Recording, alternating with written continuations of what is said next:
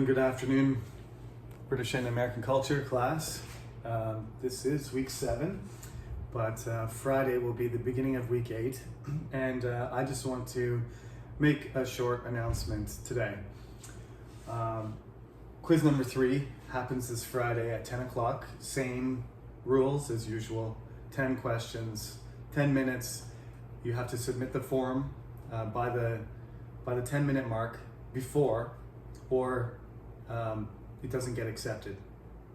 Nothing we can do about that. That's the way the system works. The number of coronavirus cases has been steadily dropping in the last few weeks, but in our case we have 60 students in the class. So our class will remain online until the exam, which will be in person. So you don't need to worry about relocating or adjusting wherever you are for this class. Zoom also is very difficult for this class, so the primary way to interact will continue to be by email and recorded lecture as we've been doing. Of course, the material mainly comes from the textbook and my lectures, as I said. I had a student ask me what exactly quiz 3 was about, and I think I mentioned that in the lecture already, but I want to clarify. Essentially, what quiz number 3 is about is any material that goes from Henry VII at the end of the 15th century to the end of the 16th century when Queen Elizabeth dies in 1603.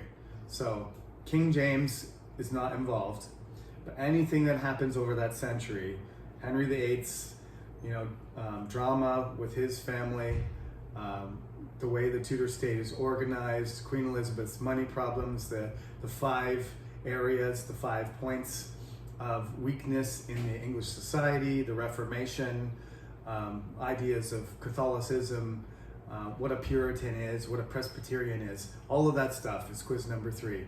Once I start talking about James and his son Charles, and then the Civil War, that is going to be on the midterm, but not this Friday.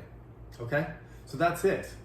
This is just, we'll call this week number 7 lecture reminders, reminding you what's going on.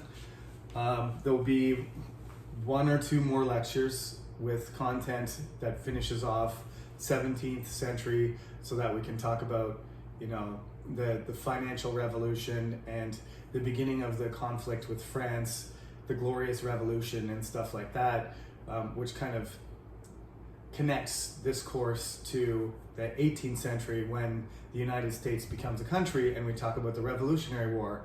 But we will go back in time a little bit and talk about the development of the American colonies. Before we do that though, I won't go into it because no more confusion and overlapping before we do the quiz. So you can expect to have a new lecture on Friday that adds to what we already know about the English Civil War and the Restoration, and after that. But for now, we'll pause and just finish our quiz and get ready for the midterm, of course. You should be studying for your midterms, this one and others. So that's it for today. I hope you appreciate this super short lecture after all the long ones I gave you, and I will see you on Friday. Good luck in your quiz.